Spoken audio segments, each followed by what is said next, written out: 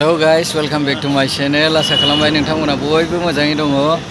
जों दायो ओंखारलायबाय गुवाहाटी कलाक्षेत्रआव नङा होमबा? औ। नेचारेल फार्मिंनि माने ट्रेनिं दं नालाय। ओमफ्राय गुबुन गामिनिफ्राय जोंनि चिरां जिल्लानिनो माने आबादारि प्रग्रेसिभ आबादारि बिथांमोन दंफैयो। नैबे गारियाव गाखोजोबखाबाय।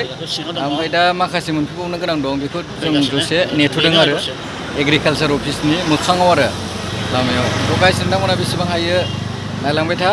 नोंथांमोननो बेसे हायो दिन्थिलांनोसै गाइसफोर।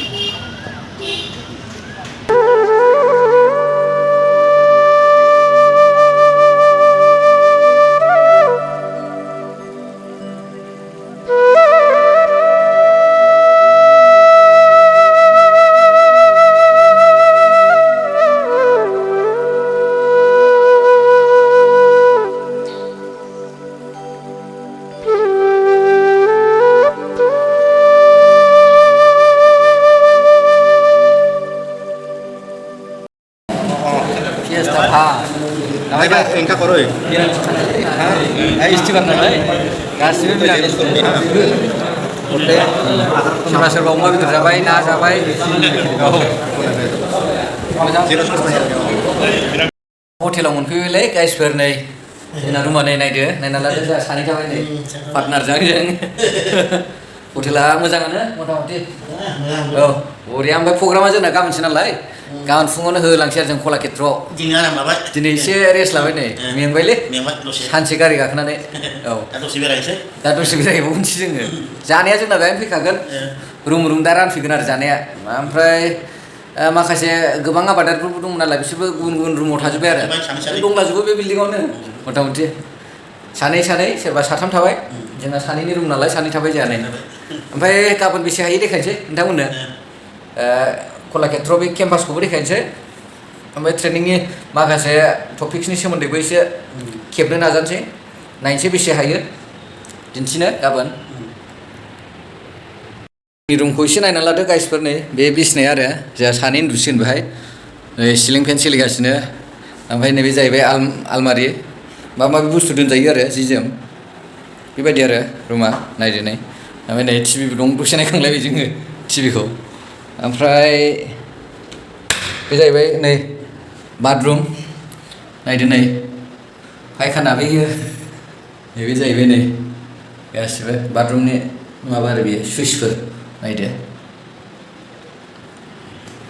गाज्रि नङा एबार मथा-मथि थिगखौनो होदों ओमफ्राय नै आं बाहेरायाव ओंखारबाय एसे नायदो नै नोंथांमोना एसे नाय बेहायनो आरो जों सेकेन्ड फ्ल'र 203 नाम्बाराव रुमा जोंना नै सेकेन्ड फ्ल'राव आरो माने बुंनो थाङोबा सबसे गोजौसिनाव जोंनो दं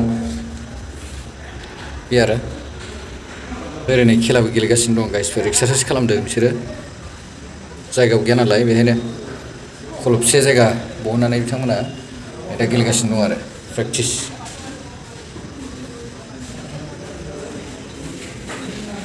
एकदम प्रग्रेसिभ आबादारिफ्रा एसे रेस्ट लाबाय जानाया मोनफैथ'वाखै नालाय सानसे गारि गाखोबाय बिसोर एकदम माबानिलै बिजनिनि सुबाइजारनि सासे ओमफ्राय नै सासे डिमाजुरानि एकदम फुरा प्रग्रेसिभ फार्मार बिसिना रुमा नायना लादो एसे थिगानो दं रुमा मथा-मथि नै बिथांमोना टिभि नायगासिनो एकदमबारे नै फुरा टिभि नायगासिनो नागिरदों गाहायाव ओंखारबाय गाइसफोर एकदमबारे फार्स्ट फ्ल'राव मोनफैबाय नै फार्स्ट फ्ल'राव सोर दंथाय एसे नायलाबायनोसै जों नै हटेलनिफ्राय नै एसे ओंखारदोंलै गाहायाव एसे औ लामायाव ने एसे नायलाबायफैदों जों नै जोंना गारिया नैबेनो ओमफ्राय औ गारिया एसे खम जाबाय नै दानिया मोनाबायबो नालाय ओमफ्राय जाहैबाय नै स्पर्ट्स एरिया जाहैदों बियो नै थारमाने ओरैनो गेलेग्रा दङ ओरै गेलेगासिनो दं आरो क्रिकेट गेलेदों ओरै सिखारबाय जिबि गेस्ट हाउसआव थादोंमोन ना जिबि गेस्ट हाउसआव माने हरसे थाबाय ओमफ्राय दा जोङो कलाक्षेत्रआव थांसिगोन आरो माने ट्रेनिङाव नेचारेल फार्मिंनि ट्रेनिङाव नैबे आदायाबो फैदों चिरां जिल्लानिफ्राय बे आदामोननि रुमा नैबेनोमोन आरो बिसिनिया सानै थादोंमोन बिसोरबो मोजाङानो रुमा मथा-मथि जोंना ब्रेकफास्टआ नै मोनफैबाय लाबाय दा जों दा ब्रेकफास्टआ फुंनि जानाय नङा होमबा ओइ फुलियामबा बिथाङाबो ब्रेकफास्ट जानो ओंखारबाय नै गेस्ट हाउस सिंनिफ्राय गावबागाव रुमनिफ्राय जाखांनानै ओंखारलांसै आरो दा दसे उनाव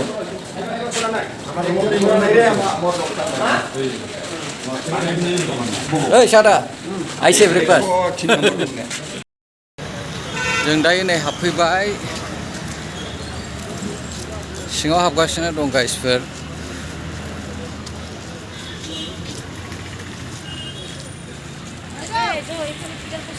जों दायो श्रीमन्त शंकरदेव कलाक्षेत्रआव मोनफैबाय नै गाइसफोर ओरैबायदि भिर जानो हमबायानो नैबे जोंनि ग्रुपमोन नै फैगासिनो बिथांमोनाबो ज' जों हाबबाय दा दसे उनाव ट्रेनिंआ सोलिगोन आरो ना लादो नोंथांमोना एसे देखायनोसै बेबायदि साजायदों आरो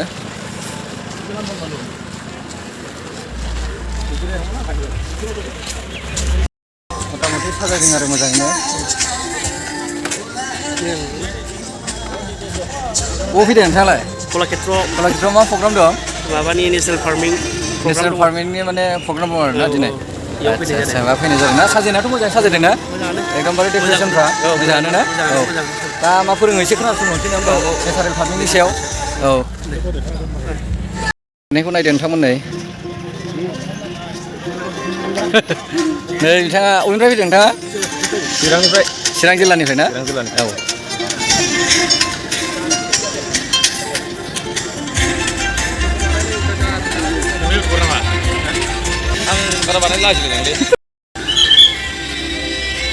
नोंथांमोना नायनानै लादो नै लैहोर लैहोर मानसिफोर फैनो हमबाय दाब दाब जायगानिफ्राय नै बेराखौ बिराद बरिया बानायनानै दोनदों गेटआव बेबो मासे बलद नै गेटआव बिदि बानायनानै दोनदों आरो जोबोद मोजां नुदों नै नोंथांमोना नायदो नै बिराद बरिया माने साजायनानै दोनदों आरो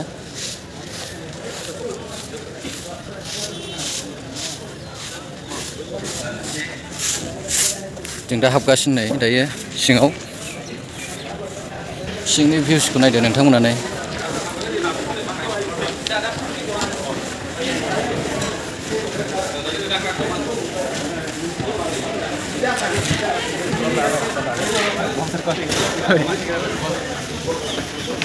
एक्जिबिसन स्टल बियो एक्जिबिसन स्टल बे जाहैबाय नै बड' माबेलाय tribe natural and organic produce जोंना बेहायनो जागोन स्टला नोंथांमोननो एसे देखायनोसै स्टलफोरखौ नैबे आदा सर्बेश्वर फानबारि बिजनि चिरां जिल्ला माने खुब माने एक्टिभ माने प्रग्रेसिभ फार्मार होननांगोन आदाखौ सासे पपुलार आबादारि आदाया जोंनि चिरां जिल्लानि बिथांनामानो जाबाय सर्बेश्वर बसुमतारी आच्ছা आदा फंनैसो बुंगोन नामा बुंनायाथ' दा बे नेचारेल फार्मिङाव प्रग्राम जिहेतु बे फैनो मोननानै गावखौनो गोजोननाय मोन्दों जे जोङो आबाद मावनांगौबा ट्रेडिसनेल गोदो गोदायनि सिस्टेमखौ जों लाफिननांगोन दानि जिथु आदब जिथु नेचारेल मा होनो रासायनिक बे रासायनिकखौ जोङो गारफिननांसिगोन कारन मानो होनबा जोंनाव दा हाफ्रा गाज्रि जालांबाय आरो दा 20 बोसोर बैसो जानायनि सिगांनो मेक्सिमाम मानसिनाव बेमार जालांजोब्बाय बे कारना जाहैबाय हाया जोंना गाज्रि जालांबाय खाद्यआ जों जि बुस्थु जायो बे जाहैबाय गासैबो भेजाल बेनिफ्राय जों मुक्त मोननांगौब्ला जोङो नेचारेल फार्मिङाव थांफिननांगोन आरो दा बेहायनो नायनि दा मा मा सोलोंनो हायो बे नेचारेल फार्मिङाव दिनै बे प्रग्रामखौ जों खोनासंसिगोन दायो ना आदा औ गोजोननाय थाबाय आदानिसिम नायनानै लादो नै आसाम हनि माने बेरेमोदै आरो बियो आसामनि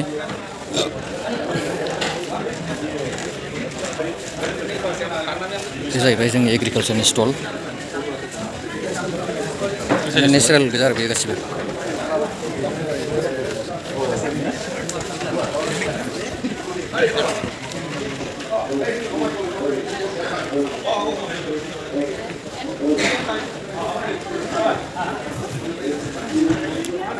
Organic clusters.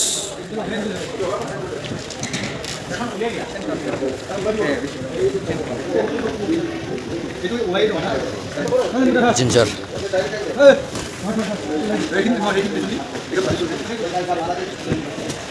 हादों बे जाहैबाय बेरे बाक्सु आरो जास्ट डेम'नि थाखाय देखायदों ओमफ्राय बेयो बे खसाब आरो बेरे हाननायाव गानग्रा खसाब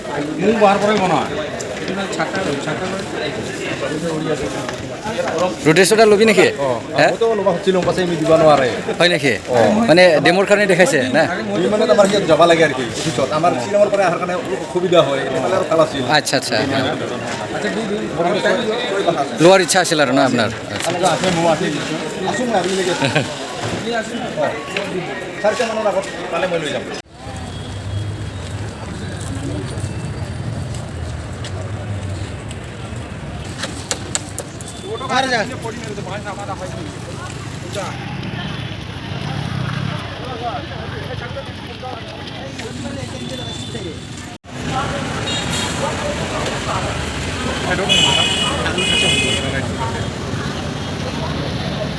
राहुल किरन्दा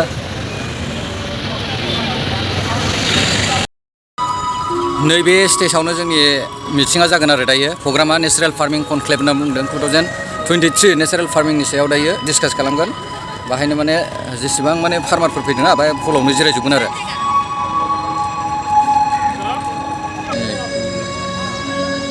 बे हलावनो जागोन आरो ओरै नायदो नाय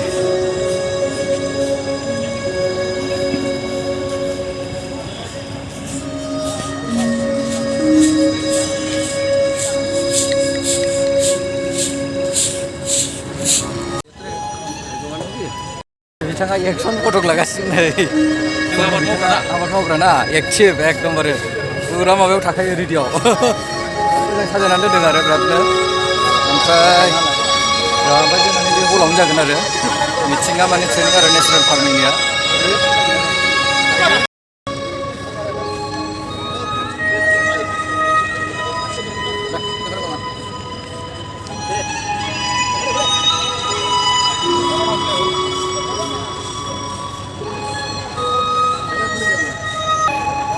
जों फाइनालि जों दा हलाव हाबफैबाय बेहायनो जागोन आरो जोंना ट्रेनिंआ बिराद नै साजायजोबखादों सियारफ्रा कभार गोनां गोजा बिराद गुवार मोनसे हल आरो बियो नै नोंथांमोननो एसे देखायनोसै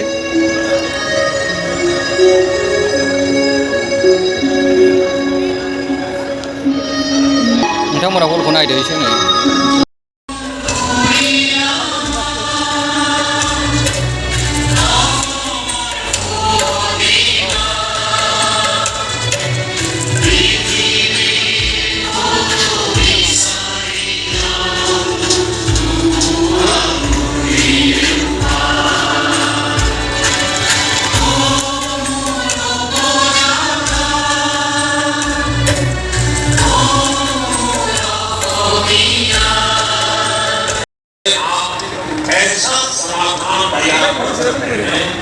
जो फसल की रक्षा भी करेगा और उर्वरा शक्ति को भी बढ़ाएगा बीज से लेकर मिट्टी तक सबका इलाज आप प्राकृतिक तरीके से कर सकते हैं इस खेती में ना तो खाद पर खर्च करना है ना कीटनाशक पर কৃষি পদ্ধতি ইয়াক কৃষি বাতাবৰণৰ আধাৰিত বিবিধীকৰণ কৃষি প্ৰণালী হিচাপে গণ্য কৰা হয় যি শস্য গছ-গছনি আৰু পশুধনক জৈৱ বৈচিত্ৰ্যৰ সৈতে একত্ৰিত কৰে প্ৰাকৃতিক কৃষি পদ্ধতি মূলতঃ চাৰিটা স্তম্ভৰ ওপৰত আধাৰিত বীজামৃত বীজ শোধন জীৱামৃত জীৱন অমৃত আচ্ছাদন আৰু উপাসা মাননীয় প্রধানমন্ত্রী শ্রী নরেন্দ্র মোদীয়ে গুজরাটৰ আনন্দত প্ৰাকৃতিক কৃষি পদ্ধতিৰ সন্দৰ্ভত তেওঁ ভাষণত কয় ताकत खाद में फर्टिलाइजर में है वो बीज वो तत्व प्रकृति में भी मौजूद है हमें बस उन जीवाणुओं की मात्रा धरती में बढ़ानी जो उसकी उपजाऊ शक्ति को बढ़ाना है कई एक्सपर्ट कहते हैं कि इसमें देसी गायों की भी अहम भूमिका है जानकार कहते हैं कि उर्वरा शक्ति को भी बढ़ाए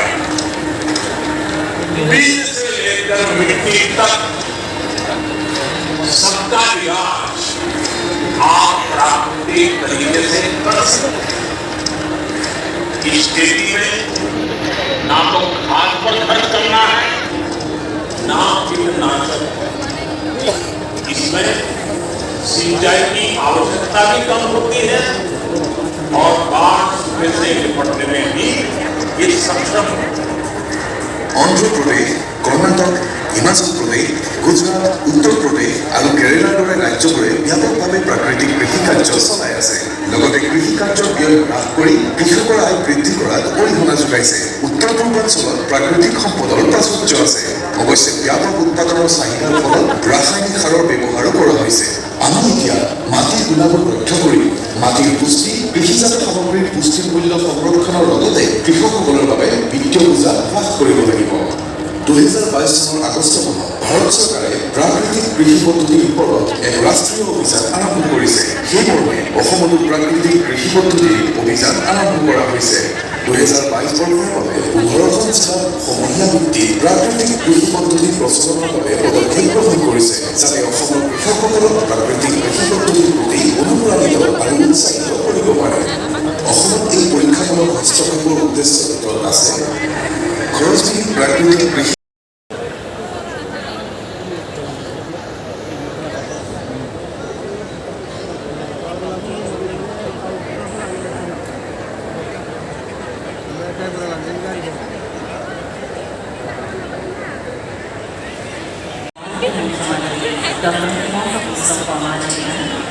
असत्य माननीय कृषि मंत्री of Gujarat, Shri Acharya Devrat Mohoday.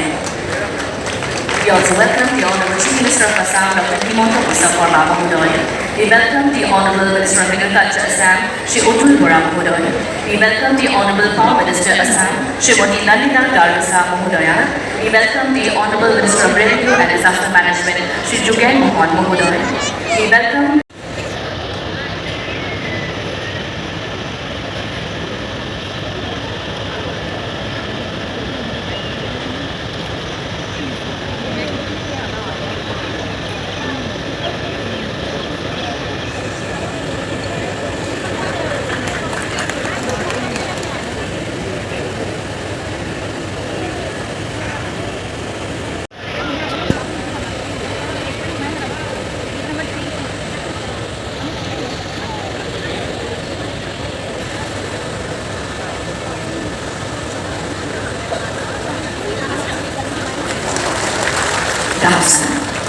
Let's do it.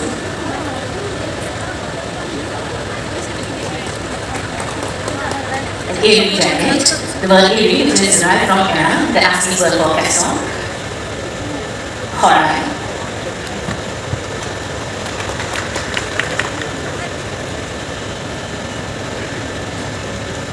A momentum, the replica of the Kamakya Mandir. Flower and basket of the organic products. আমার পরিবেশ প্রদূষিত করে তুলেছে। ইয়াৰ ফলত মাটিৰ উৰ্বৰতা অতি হ্ৰাস হোৱাৰ লগতে মানৱ স্বাস্থ্য ক্ষতি হৈছে। এই বিষয়টো চৰকাৰে গুৰুত্ব সহকাৰে গ্ৰহণ কৰিছে আৰু বেলেগভাৱে ৰাসায়নিক দ্ৰব্য ব্যৱহাৰ নকৰা প্ৰাকৃতিক কৃষক জনপ্ৰিয় কৰিবলৈ ব্যৱস্থা গ্ৰহণ কৰিছে। প্ৰাকৃতিক কৃষি আৰু এক পৰম্পৰাগত পদ্ধতি, এই পদ্ধতি খৰচ কম আৰু লাভ বহুত বেছি।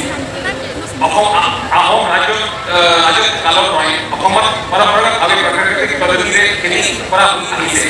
মোমাই তামোল বৰুৱাই প্ৰচলন কৰি বাৰী পদ্ধতি প্ৰাকৃতিক কৃষি পদ্ধতিৰে প্ৰতিফলন পাটক উদ্যোগত প্ৰাকৃতিক কৃষি আঁচনিৰ অধীনত ৰাজ্যখনৰ কিছুমান বিদেশ জিলাত এই বাৰী পদ্ধতি জনপ্ৰিয় কৰিবলৈ বিচৰা হৈছে। আমি আশা কৰিছোঁ প্ৰাকৃতিক কৃষি আমাৰ কৃষক ৰাইজৰ মাজত পুনৰ জনপ্ৰিয় কৰি তোলাৰ বাবে কৃষি বিভাগে গ্ৰহণ কৰা এনে ধৰণৰ ব্যৱস্থাসমূহ ৰাজ্যখনৰ উপান্ত কৃষক ৰাইজক অৰ্থনৈতিকভাৱে লাভৱান কৰি তেওঁলোকৰ জীৱন ধাৰণৰ মান উন্নীত কৰি তুলিব। শেষত গুজৰাটৰ মাননীয় ৰাজ্যপাল ডাঙৰীয়া, অসমৰ মাননীয় মুখ্যমন্ত্ৰী ডাঙৰীয়া, মাননীয় কৃষিমন্ত্ৰী ডাঙৰীয়া প্ৰমুখে মঞ্চত প্ৰৱেশ বিশেষ অতিথিসকলৰ লগতে আপোনালোকক সকলোকে পুনৰ আদৰণি জনাই বহুত আদৰণি ভাগত ইমানতে সামৰিছোঁ। ধন্যবাদ।